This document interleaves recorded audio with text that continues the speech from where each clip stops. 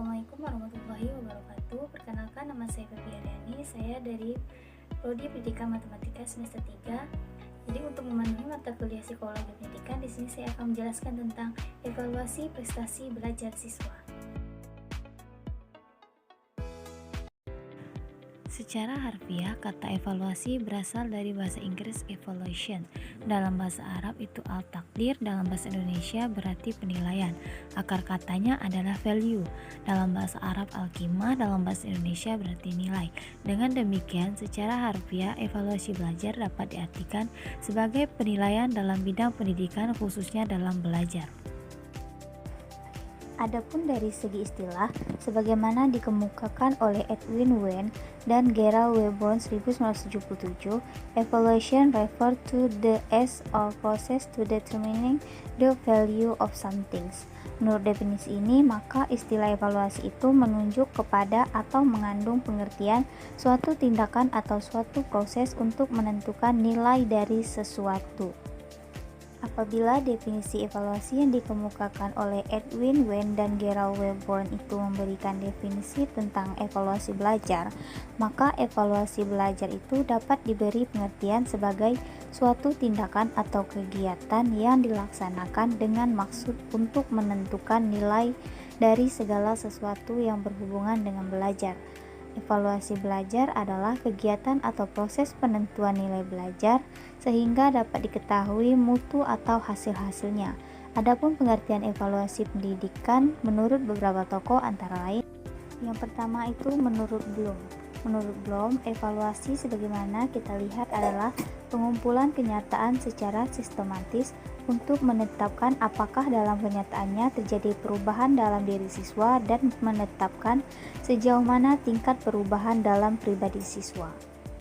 Kemudian yang kedua, menurut Staffler-Beam, evaluasi merupakan proses menggambarkan, memperoleh, dan menyajikan informasi yang berguna untuk menilai alternatif keputusan.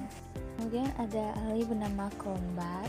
Beliau mengatakan bahwa evaluasi merupakan suatu proses terus-menerus sehingga di dalam proses kegiatannya dimungkinkan untuk merevisi apabila dirasakan adanya suatu kesalahan.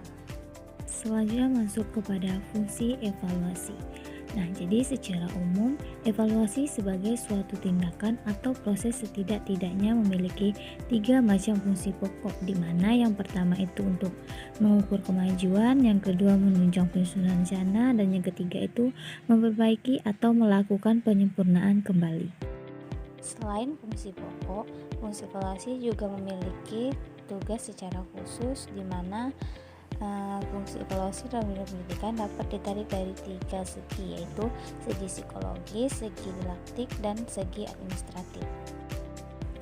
Yang pertama itu ada segi psikologis, di mana segi psikologis ini bagi peserta didik, evaluasi belajar secara psikologis akan memberikan pedoman atau pegangan batin kepada mereka untuk mengenal kapasitas dan status dirinya masing-masing di tengah-tengah kelompok atau kelasnya.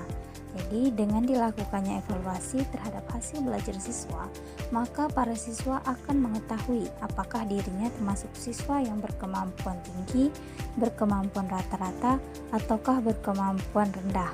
Demikian pula dengan dilakukannya evaluasi hasil belajar tersebut, maka para siswa yang bersangkutan menjadi tahu atau mengerti di manakah posisi atau letak dirinya di tengah-tengah teman-temannya, apakah ia termasuk siswa kelompok atas atau pandai, kelompok tengah atau sedang, atau termasuk dalam kelompok bawah atau tidak pandai. Yang kedua itu ada segi didaktik, di mana segi didaktik ini bagi peserta didik secara didaktik, evaluasi hasil belajar akan dapat memberikan dorongan atau motivasi kepada mereka untuk dapat memperbaiki, meningkatkan, dan mempertahankan prestasinya. Nah, bagi peserta pendidik secara didaktik, evaluasi hasil belajar itu setidak-tidaknya memiliki 5 macam fungsi.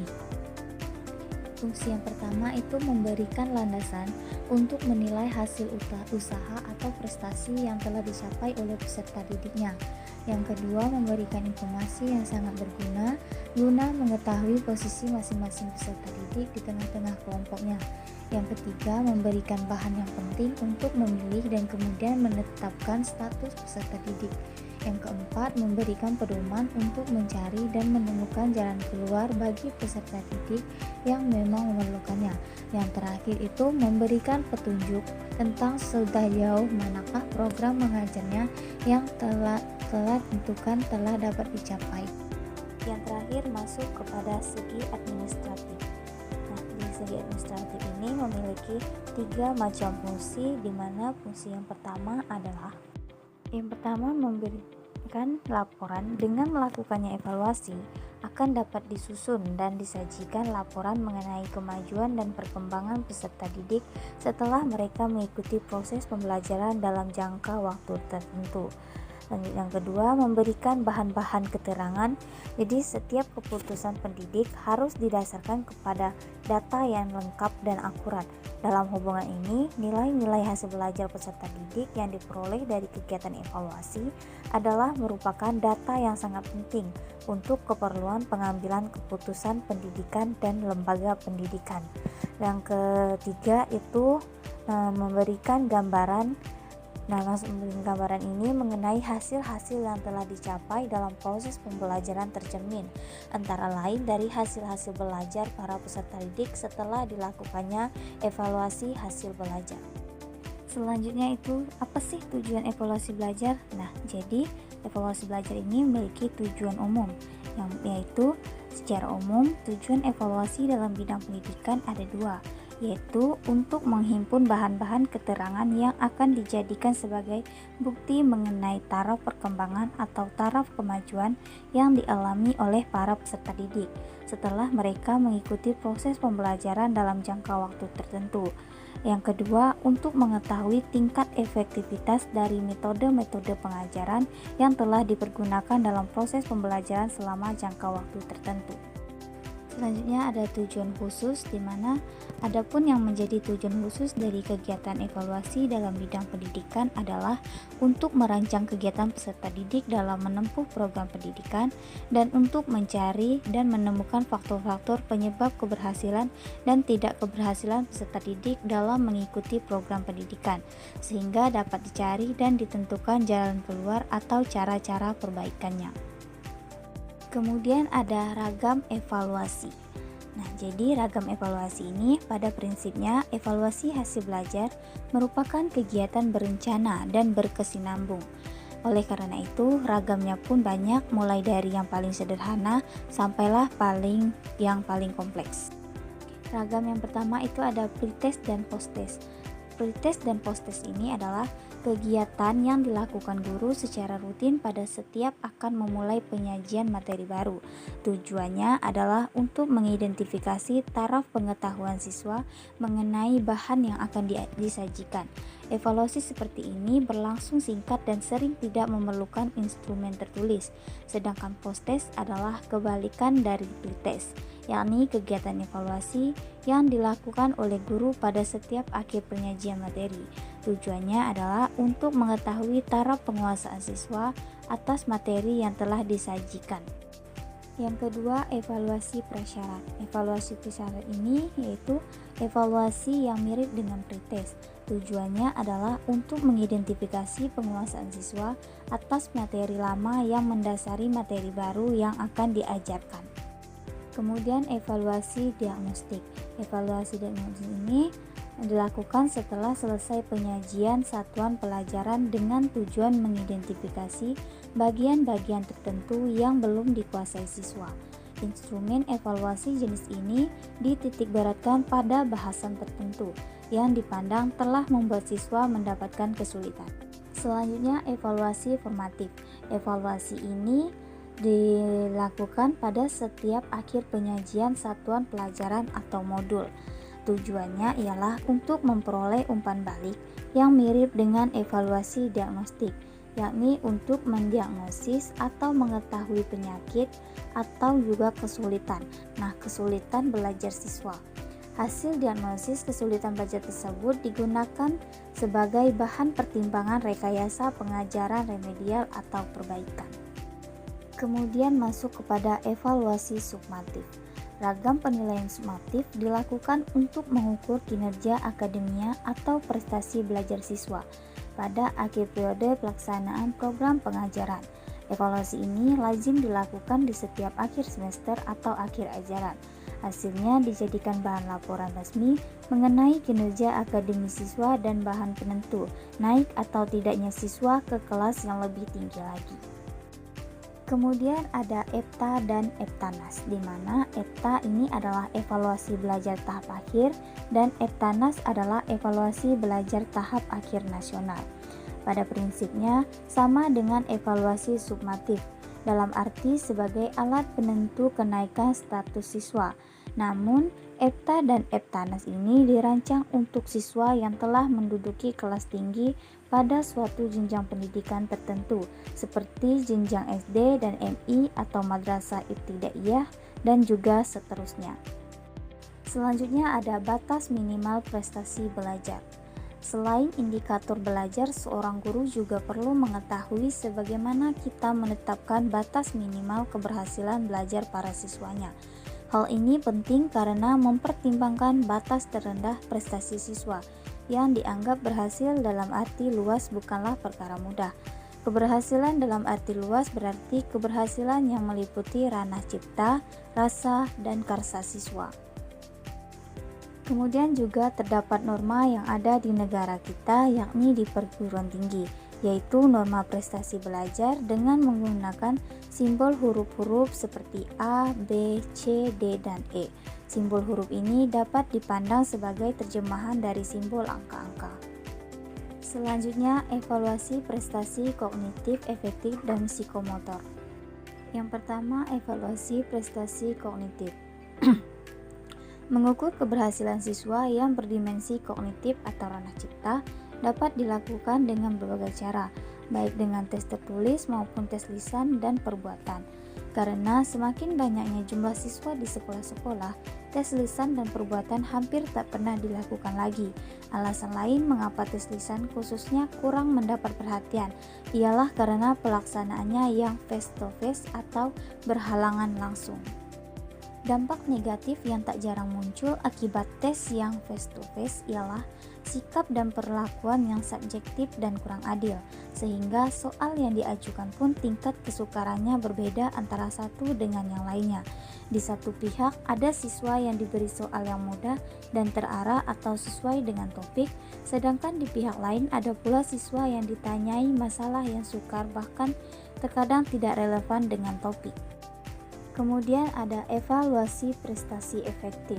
Nah, di dalam merencanakan penyusunan instrumen tes prestasi siswa yang berdimensi efektif atau ranah rasa, jenis-jenis prestasi internalisasi dan karakterisasi dapat perhatian khusus karena kedua jenis prestasi ranah rasa itulah yang lebih banyak mengendalikan sikap dan perbuatan. Kemudian evaluasi prestasi psikomotorik. Dalam cara yang dipandang tepat untuk mengevaluasi keberhasilan belajar yang berdimensi ranah psikomotor atau ranah karsa adalah observasi. Observasi yang dimaksud dalam hal ini adalah diartikan sebagai jenis tes mengenai peristiwa, tingkah laku atau fenomena lain dengan pengamatan langsung. Namun, observasi harus dibedakan dari eksperimen, karena eksperimen pada umumnya dipandang sebagai salah satu cara observasi. Selanjutnya, pengertian prestasi belajar. Pengertian yang lebih umum mengenai prestasi belajar ini dikemukakan oleh Moh Surya tahun 2004, yaitu prestasi belajar adalah hasil belajar atau perubahan tingkah laku yang menyangkut ilmu pengetahuan, keterampilan dan sikap setelah melalui proses tertentu sebagai hasil pengalaman individu dalam interaksi dengan lingkungannya. Kemudian ada menurut Arief Gunarso Sunarto 2012 mengemukakan bahwa prestasi belajar adalah usaha maksimal yang dicapai oleh seseorang setelah melakukan usaha-usaha belajar. Prestasi dapat diukur melalui tes yang sering dikenal dengan tes prestasi belajar. Dan lagi menurut Bloom Sunarto tahun 2012 bahwa hasil belajar dibedakan menjadi 3 aspek, yaitu kognitif, efektif, dan psikomotor. Sedangkan menurut Muhyiddinsyah tahun 2008, prestasi belajar merupakan hasil dari sebagian faktor yang mempengaruhi proses belajar secara keseluruhan. Nah, jadi dari pendapat para ahli di atas dapat disimpulkan bahwa prestasi belajar adalah perubahan tingkah laku mencakup 3 aspek, yaitu kognitif, efektif, dan motorik, seperti penguasaan, penggunaan, dan penilaian berbagai pengetahuan dan keterampilan sebagai akibat atau hasil dari proses belajar dengan faktor-faktor yang mempengaruhinya, yang tertuang dalam bentuk nilai yang diberikan oleh guru. Masuk kepada faktor-faktor yang mempengaruhi prestasi belajar. Yang pertama itu ada faktor internal. Faktor internal ini adalah faktor yang timbul dari dalam diri individu itu sendiri. Adapun yang dapat digolongkan ke dalam faktor internal yaitu kecerdasan atau inteligensi, bakat, minat, dan juga motivasi siswa. Yang pertama ada kecerdasan dan inteligensi. Nah, kecerdasan dan inteligensi ini adalah kemampuan belajar disertai kecakapan untuk menyesuaikan diri dengan keadaan yang dihadapinya. Kemampuan ini sangat ditentukan oleh tinggi rendahnya inteligensi yang normal selalu menunjukkan kecakapan sesuai dengan tingkat perkembangan sebaya. Ada kalanya perkembangan ini ditandai oleh kemajuan-kemajuan yang berbeda antara satu anak dengan anak yang lainnya, sehingga seseorang anak pada usia tertentu sudah memiliki tingkat kecerdasan yang lebih tinggi dibandingkan dengan kawan sebayanya. Oleh karena itu, jelas bahwa faktor inteligensi merupakan suatu hal yang tidak diabaikan. Selanjutnya itu ada bakat, di mana menurut Karto tahun 1995 menyatakan bahwa bakat adalah potensi untuk kemampuan kalau diberikan kesempatan untuk dikembangkan melalui belajar akan menjadi kecakapan yang nyata. Dari pendapat di atas, diketahui bahwa tumbuhnya keahlian tertentu pada seseorang sangat ditentukan oleh bakat yang dimilikinya. Sehubungan dengan bakat ini, dapat mempunyai tinggi rendahnya prestasi belajar bidang-bidang studi tertentu. Nah, dalam proses belajar, terutama belajar keterampilan, bakat memegang peranan penting dalam mencapai suatu hasil akan prestasi yang baik. Apalagi seorang guru atau orang tua memaksa anaknya untuk melakukan sesuatu yang tidak sesuai dengan bakatnya, maka akan merusak kegiatan anak tersebut. Kemudian selanjutnya itu ada minat, di mana minat di sini menurut Siameto tahun 1995 mengemukakan bahwa minat adalah kecenderungan yang tetap untuk memperhatikan dan mengenang beberapa kegiatan. Kegiatan yang dimiliki seseorang diperhatikan terus yang disertai dengan rasa yang berdasarkan pendapat di atas. Diketahui bahwa minat besar pengaruhnya terhadap belajar atau kegiatan. Bahkan pelajaran yang menarik minat siswa lebih mudah dipelajari dan disimpan, karena minat menambah kegiatan belajar. Untuk menambah minat seseorang, siswa di dalam menerima pelajaran di sekolah, siswa diharapkan dapat mengembangkan minat untuk melakukannya sendiri. Minat belajar yang telah dimiliki siswa merupakan salah satu faktor yang dapat mempengaruhi hasil belajarnya. Kemudian motivasi. Nah, motivasi di sini itu dalam belajar adalah faktor yang penting karena hal tersebut merupakan keadaan yang mendorong keadaan siswa untuk melakukan belajar. Persoalan mengenai motivasi dalam belajar adalah bagaimana cara mengatur agar motivasi dapat ditingkatkan. Demikian pula dalam kegiatan belajar mengajar, seorang anak didik akan berhasil jika mempunyai motivasi untuk belajar. Selanjutnya masuk kepada faktor eksternal. Faktor eksternal adalah faktor-faktor yang dapat mempengaruhi prestasi belajar yang sifatnya di luar diri siswa, yaitu beberapa pengalaman-pengalaman, keadaan keluarga, lingkungan sekitarnya, dan sebagainya. Pengaruh lingkungan ini pada umumnya bersifat positif dan tidak memberikan paksaan kepada individu. Menurut Slameto tahun 1995, faktor eksternal yang dapat mempengaruhi belajar adalah keadaan keluarga, keadaan sekolah, dan juga lingkungan masyarakat. Masuk pertama yaitu ada keadaan keluarga. Nah, keadaan keluarga di sini merupakan lingkungan terkecil dalam masyarakat tempat seseorang dilahirkan dan dibesarkan. Sebagaimana yang dijelaskan oleh Slameto bahwa Keluarga adalah lembaga pendidikan pertama dan utama. Keluarga yang sehat besar artinya untuk pendidikan kecil, tetapi bersifat menentukan dalam ukuran besar, yaitu pendidikan bangsa, negara, dan juga dunia. Adanya rasa aman dalam keluarga sangat penting dalam keberhasilan seseorang dalam belajar. Rasa aman itu membuat seseorang akan terdorong untuk melakukan belajar secara efektif. Karena rasa aman merupakan salah satu kekurangan pendorong dari luar yang menambah motivasi untuk belajar. Kemudian ada keadaan sekolah, di mana keadaan sekolah ini merupakan lembaga pendidikan formal pertama yang sangat penting dalam menentukan keberhasilan belajar siswa. Karena itu, lingkungan sekolah yang baik dapat mendorong untuk belajar yang lebih giat. Keadaan sekolah ini meliputi cara penyajian pelajaran, hubungan guru dengan siswa, alat-alat pelajaran, dan juga kurikulum. Hubungan antara guru dan siswa kurang baik akan mempengaruhi hasil-hasil belajarnya. Selanjutnya itu lingkungan masyarakat, di mana lingkungan masyarakat ini di samping orang tua, lingkungan juga merupakan salah satu faktor yang tidak sedikit pengaruhnya terhadap hasil belajar siswa dalam proses pelaksanaan pendidikan. Karena lingkungan alam sekitar sangat besar pengaruhnya terhadap perkembangan pribadi anak. Sebab dalam kehidupan sehari-hari, anak akan lebih banyak bergaul dengan lingkungan di mana anak itu berada. Masuk kepada jenis-jenis prestasi belajar. Jadi, total prestasi belajar yaitu tingkat keberhasilan siswa dalam belajar secara keseluruhan. Prestasi ini mencerminkan kemampuan siswa untuk mengingat kembali fakta-fakta dan konsep-konsep serta memahami hubungan antara suatu fakta dengan yang lainnya, suatu konsep dengan konsep lainnya, maupun mengerti kaitan antara fakta dan fakta lain. Hal tersebut dideteksi melalui tingkat kecepatan siswa menjawab seluruh pertanyaan dalam setiap unit pelajaran yang telah dibahas. Prestasi belajar mengingat fakta dan konsep, yaitu keberhasilan siswa mempelajari suatu mata pelajaran, khususnya dalam aspek mengingat fakta dan konsep. Prestasi ini adalah cerminan dari kemampuan siswa untuk mengingat kembali. Hal ini diukur melalui menjawab pertanyaan yang bersifat faktual. Kemudian prestasi belajar memahami fakta dan konsep, yaitu keberhasilan siswa mempelajari suatu mata pelajaran, khususnya dalam aspek pemahaman fakta dan konsep. Ini dicerminkan melalui kemampuan siswa memahami.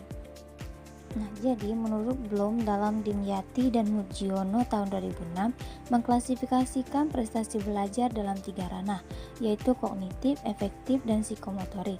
Prestasi belajar dalam ranah kognitif terdiri dari 6 kategori, yaitu pengetahuan, pemahaman, penerapan, analisis, sintetis, dan evaluasi. Nah, teman-teman, apakah kalian tahu apa sih itu pengetahuan, pemahaman, penerapan, analisis, sintetis? Oke, yang pertama itu pengetahuan, mencapai kemampuan ingatan tentang hal yang telah dipelajari dan tersimpan dalam ingatan, hubungan antara fakta dan konsep mata pelajaran. Hal ini dideteksi melalui keberhasilan menjawab tes dalam aspek pemahaman. Pengetahuan ini berkenaan dengan fakta, peristiwa, pengertian, kaidah, teori, prinsip, dan metode. Kemudian pemahaman mencakup kemampuan menangkap arti dan makna tentang hal yang telah dipelajari. Kemudian penerapan mencakup kemampuan menerapkan metode dan kaidah untuk menghadapi masalah yang nyata dan baru, misalnya menggunakan prinsip. Kemudian analisis mencakup kemampuan merinci suatu kesatuan ke dalam bagian-bagian sehingga struktur keseluruhan dapat dipahami dengan baik, misalnya mengurangi masalah menjadi bagian yang lebih kecil. Selanjutnya sintetis mencakup kemampuan membentuk suatu pola baru, misalnya kemampuan menyusun suatu program kerja. Yang terakhir itu evaluasi, mencakup kemampuan membentuk pendapat tentang beberapa hal berdasarkan kriteria tertentu, misalnya kemampuan menilai hasil karangan. Sekian yang dapat saya sampaikan, kurang lebihnya mohon maaf. Terima kasih. Wassalamualaikum warahmatullahi wabarakatuh. Sekian, terima kasih. Baik, saya akan menjawab pertanyaan dari Bedrus Saleh. Pertanyaannya adalah, apa yang Anda pahami tentang evaluasi dalam konteks pendidikan? Oke, Oke, jadi evaluasi dalam konteks pendidikan itu adalah suatu proses sistematis untuk mengukur, menilai, dan memberikan penilaian terhadap berbagai aspek pembelajaran. Nah, jadi ini mencakup penilaian terhadap pencapaian tujuan pembelajaran siswa, efektivitas metode pembelajaran, serta kualitas program pendidikan secara keseluruhan. Dengan kata lain, evaluasi bertujuan untuk mengetahui sejauh mana proses pembelajaran telah berhasil dan apa saja yang perlu diperbaiki. Yang kedua, pertanyaan dari Siti Atika yaitu apa perbedaan antara penilaian dan evaluasi? Jadi, meskipun sering digunakan secara bergantian, penilaian dan evaluasi ini memiliki perbedaan yang cukup signifikan. Penilaian adalah lebih berfokus pada pengukuran hasil belajar siswa secara kuantitatif, contohnya memberikan nilai angka pada tugas atau ujian. Kemudian evaluasi yaitu memiliki cakupan yang lebih luas. Selain mengukur hasil belajar, evaluasi juga melibatkan penilaian terhadap proses pembelajaran, kualitas program, dan efektivitas metode pengajaran. Evaluasi bersifat lebih kuantitatif dan bertujuan memperbaiki dalam proses pembelajaran. Selanjutnya pertanyaan dari Putri Amanda, mengapa evaluasi penting dalam proses pembelajaran? Jadi evaluasi ini sangat penting dalam proses pembelajaran karena ada beberapa alasan. Yang pertama, untuk mengetahui keberhasilan, yang kedua untuk memperbaiki proses pembelajaran, dan yang ketiga untuk mengambil keputusan. Kemudian saya akan menjawab pertanyaan dari Jaya Sinarani, yaitu sebutkan dan jelaskan setidaknya 3 jenis evaluasi yang umum digunakan dalam pendidikan. Oke, jadi yang pertama itu evaluasi diagnostik. Evaluasi diagnostik ini yaitu dilakukan sebelum pembelajaran dimulai untuk mengidentifikasi pengetahuan dan keterampilan awal siswa. Yang kedua, evaluasi formatif, yaitu dilakukan selama proses pembelajaran untuk memantau kemajuan siswa dan memberikan umpan balik secara berkala. Yang ketiga, evaluasi sumatif, yaitu dilakukan pada akhir suatu periode pembelajaran untuk mengukur pencapaian akhir siswa terhadap tujuan pembelajaran. Selanjutnya, apa saja tujuan utama dari evaluasi belajar siswa? Jadi, tujuan utama dari evaluasi belajar siswa yang pertama mengukur pencapaian, yaitu mengetahui sejauh mana siswa telah mencapai tujuan pembelajaran yang telah ditetapkan. Yang kedua, memberikan umpan balik, artinya memberikan informasi kepada siswa tentang kekuatan dan kelemahan mereka. Yang ketiga, memperbaiki pembelajaran, yaitu memberikan informasi kepada guru untuk memperbaiki metode pengajaran dan materi pembelajaran. Dan yang keempat, membuat keputusan, artinya membantu dalam pengambilan keputusan terkait dengan promosi siswa, pengembangan kurikulum, dan alokasi sumber daya. Selanjutnya pertanyaan dari Heni Damarayanti, bagaimana hasil evaluasi dapat digunakan untuk meningkatkan kualitas pembelajaran? Jadi yang pertama dengan cara mengidentifikasi area yang perlu diperbaiki.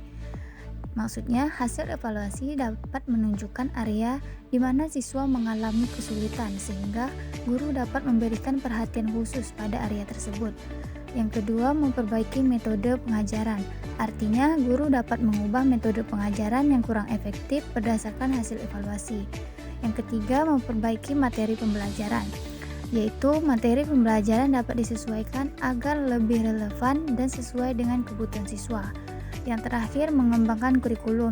Artinya, hasil evaluasi dapat digunakan untuk mengembangkan kurikulum yang lebih baik. Yang terakhir, untuk pertanyaan Aldi Saputra, apa saja tantangan yang sering dihadapi dalam melakukan evaluasi belajar siswa? Jadi, tantangan yang sering dihadapi itu yang pertama, membuat instrumen evaluasi yang valid dan reliable. Maksudnya itu membutuhkan keahlian khusus untuk merancang instrumen evaluasi yang dapat mengukur dengan akurat apa yang ingin diukur. Kemudian waktu yang terbatas, artinya guru seringkali memiliki waktu yang terbatas untuk melakukan evaluasi dan menganalisis hasilnya. Kemudian jumlah siswa yang banyak, motivasi siswa, kemudian juga faktor eksternalnya. Nah, jadi faktor-faktor eksternal seperti kondisi lingkungan belajar, masalah sosial, atau juga masalah kesehatan siswa dapat mempengaruhi hasil evaluasi belajar tersebut.